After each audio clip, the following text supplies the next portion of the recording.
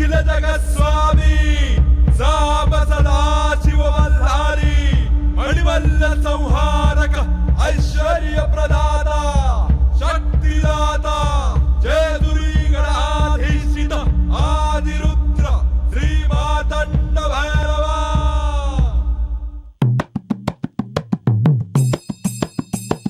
जय देव जय देव जय देव जय देव जय देव जय शिव मातंडा।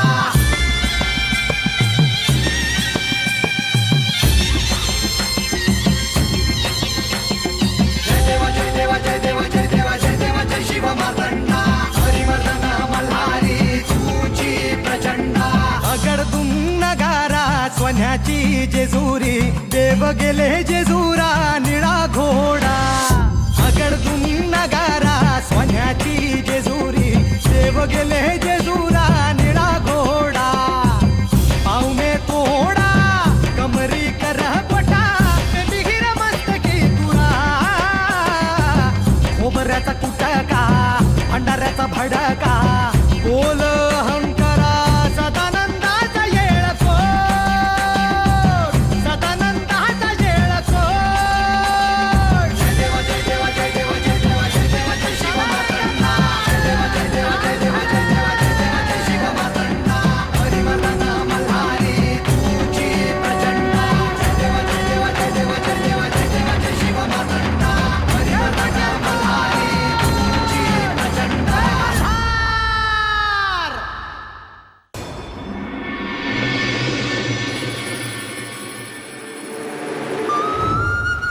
म्हाळसा, बरीच रात्र झाली आणि तू अजून झोपली नाहीयेस? मी झोपायलाच चालले होते पण इथेच माझा डोळा लागला आणि जेजुरीत काय चालले आहे याची मला कल्पना आहे, परंतु तुझ्याविषयी एक असे सत्य मला ठाऊक आहे ज्याची कल्पना तुला नाही। ते सत्य आज मला तुला सांगायचं आहे।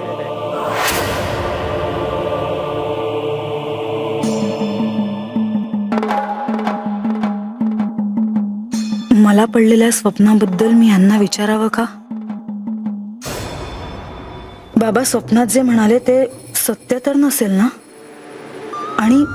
आणि जर ते खरंच सत्य असेल, त्यांना जर ते ठाऊक असेल तर मला त्या साऱ्याचा साक्षात्कार होईल। पण कशाचा? आता काय करावं? यांना सारं काही विचारलं तर मला जे कळणार आहे ते कधीच कळू शकणार नाही। जर बाबांना मला एखादं सत्य सांगायचं असेल तर त्यांना ते सांगण्यासाठी सक्ती केली जाईल का? पण हे असं का करतील? नाही नाही, काहीही घडू शकतं। नाही, मला यांच्यापासून देखील या स्वप्नाचा विषय लपवावा लागणार। बाबांना भेटूनच मला सारं काही समजून घ्यावं लागेल। त्यांना भेटल्याखेरीज सत्य काय आहे हे मला समजणार नाही। कदाचित तसं काही नसेलही किंवा असेलही। तू काही बोलत का नाहीस? तुझ्या मनात जे काही आहे ते स्पष्टपणे मला विचार। विशेष काही नाही, मला काही प्रश्न पडले होते, त्याची तर्कसंगती लावण्याचा प्रयत्न करत होते। तू माझ्यापासून काही लपवत तर नाहीस ना? तुमच्यापासून काय लपून राहणार? तुम्हाला तर सारंच ठाऊक आहे। आलेच मी।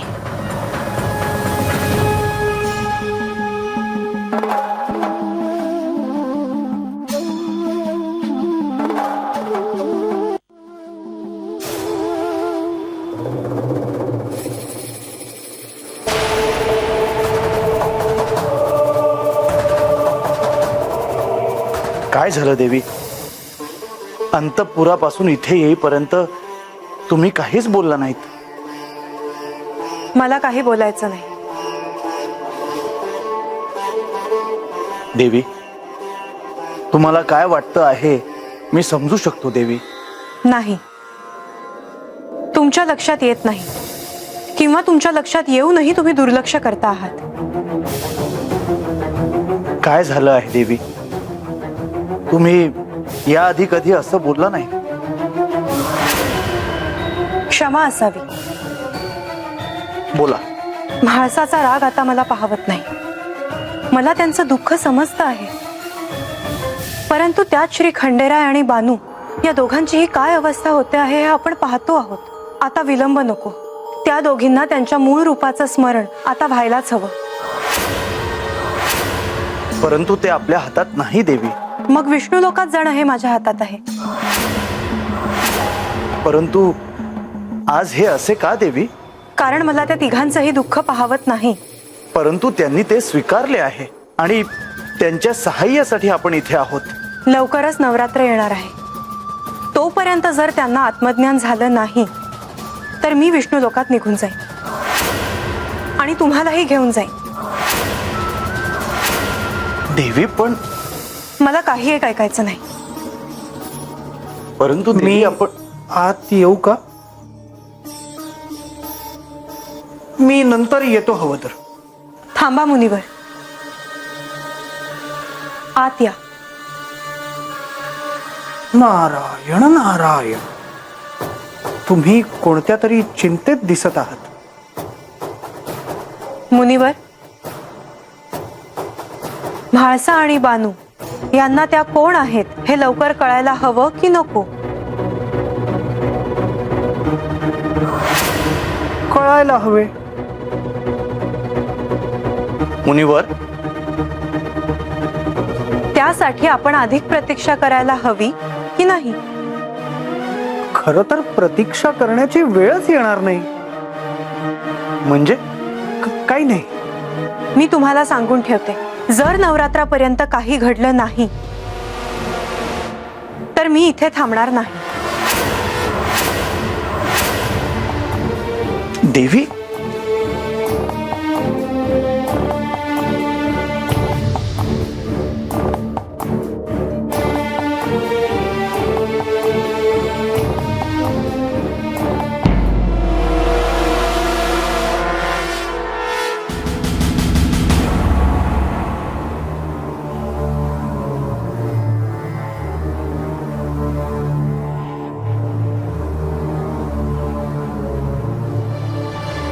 निघूयात. अहो, आज या ठिकाणी इतक्या लांब रानात पूजेसाठी का आलात? ठाऊक नाही, पण आज मन स्थिर नाहीये, त्यामुळे इथवर यावंसं वाटलं. मन स्थिर नसायला झालंय तरी काय? आज म्हाळसाची खूप आठवण येते हो. तिला भेटावं, तिच्याशी 4 शब्द बोलावे असं सारखं मनाला वाटतंय. बाई ग, भाग्यच म्हणायचं माझं. नाही म्हणजे माझ्यासारखी तुम्हालाही तिची आठवण येते म्हणायची. नाही तर स्वतःहून एक शब्दही कधी काढला नाहीत. अहो, मी काय किंवा तुम्ही काय, आई वडील आहोत आपण म्हाळसाचे, त्यामुळे तिची काळजी वाटणं स्वाभाविकच आहे.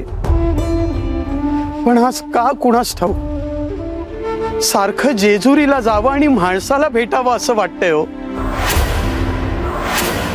मी म्हणते तेव्हा नकार द्यायचा आणि आज स्वतःहून जेजुरीला जायचं असं म्हणत आहात. नेमकं आज झालंय तरी काय? असं वाटतंय ती माझी वाट बघते. तिला माझ्याकडून काहीतरी जाणून घ्यायचंय.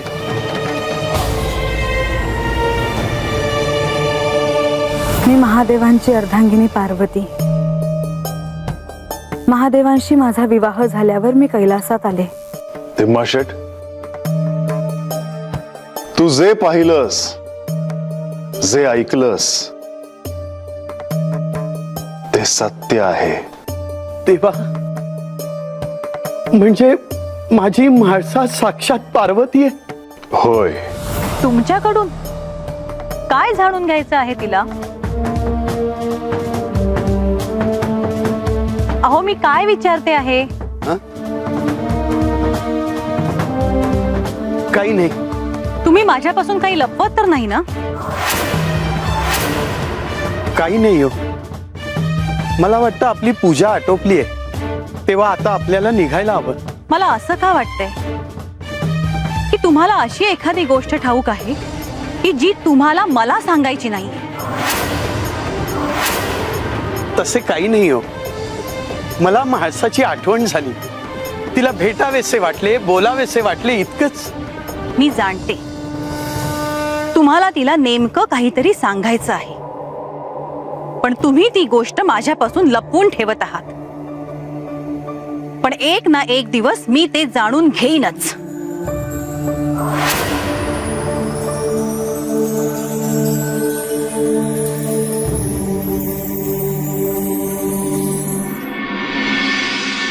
बंडू बाबा, काय बंडू बा, किती हाका मारायच्या तुम्हाला? मला मग पर मला तर काय बी ऐकू आलं नाही. काय बरं ते असू द्या. माझं या काम होतं तुमच्यापाशी. बोला, काय काम आहे माझ्याकडं? म्हणजे आपल्या हात गाडावर जर चाकरी करायची असेल तर काय करावं लागतं? ते पुन्हा चाकरी करायची आहे मला. अहो पाहुणं, तुम्हाला काय गरज आहे चाकरी करायची? आता ह्या सोन्याच्या जेजुरीतनं माझा काय पायच निघाणावं. हा, म्हणून म्हटलं आपलं आताच राहावं, आता चाकरी करावी. असं आहे वय. कुणाला भेटाय पाहिजे ती तर सांगा की. अहो तुम्हाला काय गरज आहे कोणाला भेटायची? बाणाची सांगा की. नग नग, मला माझंच विचारायचं आहे, तिला विचारायचं नाही. असं आहे वय. मग एक काम करा, तुम्ही परदानजींना जाऊन भेटा. बंडोबा, परदानजी संग माझी काय ओळख नाही आवड. दुसरं कुणाला भेटावं? एक काम करा, तुम्ही देवासनीच भेटा. देवासनी ओळखता बी तुम्ही? देवासनी ओळख तुम्ही. परत आता परबीर काय नाही. हा, देवासनी सांगा म्हणजे तुमचं काम झालंच म्हणून समजा. काय सांगताय सा? वय बर, काय होतंय ते मला सांगा. येतो म्या.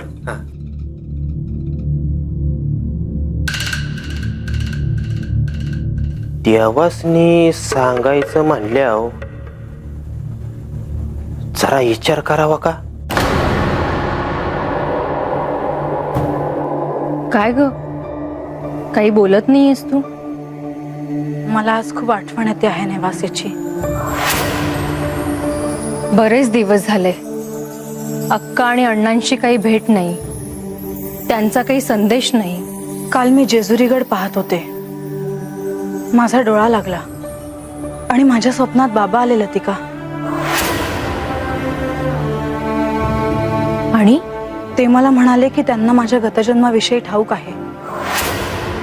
त्यांना मला ते सांगायचे आहे. असं अचानक का स्वप्न पडलं असावं? मी त्याचाच विचार करते आहे. तू सतत त्याचाच विचार करत असतेस ना, म्हणून तुला भास झाला असावा. पण त्यांना खरंच ठाऊक असेल का?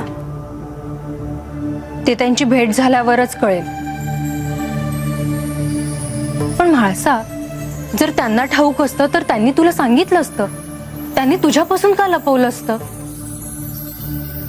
तू म्हणतेस ते खरं आहे, पण माझं मन मानायला तयार नाही. मग असं असेल तर तू त्यांना संदेश पाठवावा हाच पर्याय आहे. खरं आहे. तू असं कर ना, तू त्यांना इथेच बोलवून घे, नाहीतर आपण जाऊन येऊया नेवासेला. मी संदेश लिहायला घेते. म्हाळसा, मला एक आठवतंय. काय? तू म्हणतेस त्यात तथ्य आहे.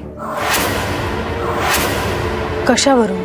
तुला आठवतंय एकदा अक्का आणि अण्णा इथे राहायला आले होते, तेव्हा एका दिवसापासून अण्णा अचानक बोलेनासे झाले. तुमचं काय सुरू आहे? कशाबद्दल बोलताय आपण?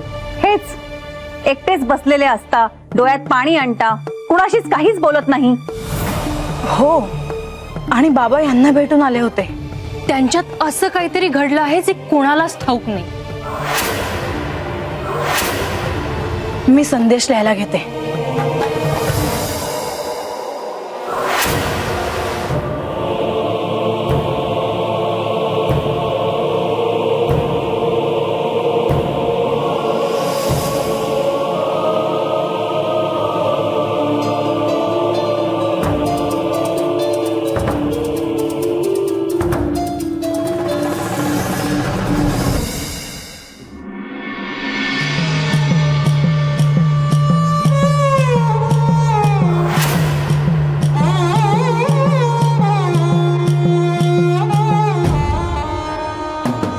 स्वर्गलोकीच्या दारात एक कल्पवृक्ष आहे. कल्पवृक्ष जे इच्छित असेल ते सर्व काही तो देतो.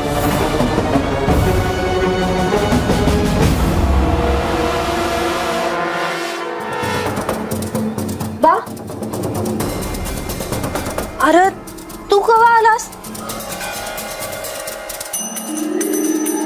हे तू काय करत होतीस आणि हसत कशा पायी होतीस तू?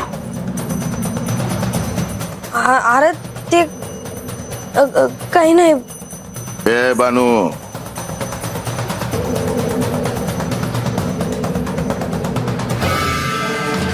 तू माझ्यापासून काहीतरी लपली होतीस. अगं बा आहे म्या तुझं. मला ठाव आहे काहीतरी झालं आहे ते. अरे सांगते. अरे ते इंद्रदेव आले होते हातात. बानूला मी कल्पवृक्षासंबंधी सांगितलं खरं, पण तिला काय हवंय हे तिने अद्याप सांगितलं नाही. काय हवंय तिला? अशी काय इच्छित वस्तू आहे जी मी तिला देऊ शकतो? कधी आला आणि असे बाहेर उभे का? मी येतो, तो हो पुढे. काहीतरी झाले आहे. तुम्ही जेजुरी गडावरच गेला होता ना? तुला काही शंका आहे का? तसं नव्हे, पण तुम्ही चिंतेत दिसत आहात. काय झालं राजसभेत? कशासाठी बोलवलं होतं श्री खंडेरायांनी तुम्हाला? काही विशेष नाही. बानूला भेटलात का? हो, तिच्या वाड्यावर गेलो होतो. खरंच? काय म्हणाली ती? मी अत्यंत सुखी आहे असे माझ्या मातेला सांगा असं म्हणाले. तिचं तुमच्याशी बोलणं झालं आणि तिने तुम्हाला स्वीकारलं, हेच माझ्यासाठी खूप आहे. एवढ्याने तू समाधानी होशील शची, मी नाही. असं का म्हणता आहात? आपल्याला आपल्या कन्येसाठी काहीतरी करायला हवं. तिला तिचं हक्काचं मानाचं स्थान आपण मिळवून द्यायला हवं. मलाही वाटतं की माझी बानू तशी सुखी नाही. एक स्त्री म्हणून मला तिचं दुःख कळतं. तिने सुखाचा कितीही आभास निर्माण करायचा प्रयत्न केला तरी. आपल्या दारी कल्पवृक्ष आहे शची, आणि तरी देखील आपण आपल्या पोटच्या कन्येसाठी काहीही करू शकलो नाही. काय कराल तिच्यासाठी? खरं तर खूप काही, पण सध्या तिच्या मनात एक इच्छित वस्तू आहे, ती तिला देता येईल. तुम्ही तिला जे हवं असेल ते द्या, पण माझी बानू मला सुखी झालेली पाहिजे आहे. तसेच होईल. हात पुण्यांदा हा ते कशा पायी?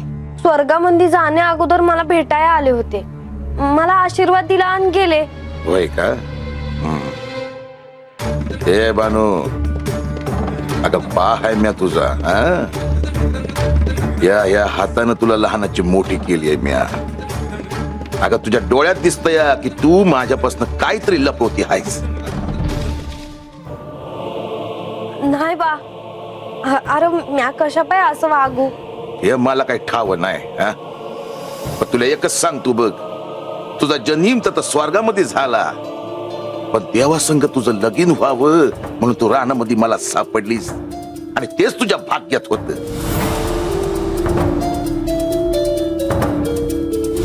मी तुला आपल्या वस्तीवर आणली, लहानाची मोठी केली.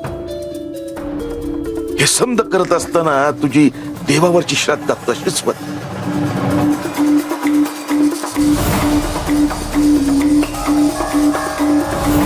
तुझं देवासंग लगीन व्हावं म्हणून महाराज तुझं गुरु झालं. माझी शिष्या म्हणून मी तुझा स्वीकार केला आहे, आणि तुझ्या ध्येयापर्यंत घेऊन जाणं हे माझं ध्येय आहे. तुझ्या श्रद्धेपोटी देव जेजुरीकर सोडून आपल्या वस्तीवर आलं. म्हाळसा देवीचा शाप घेतला.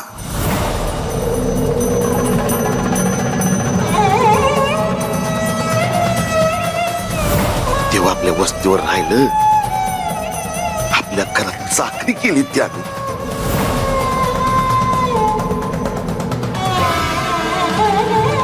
हे समज कशापायी केलं असेल का त्यानं? कशापायी? अगं तुझ्या संग लगीन व्हावं म्हणून.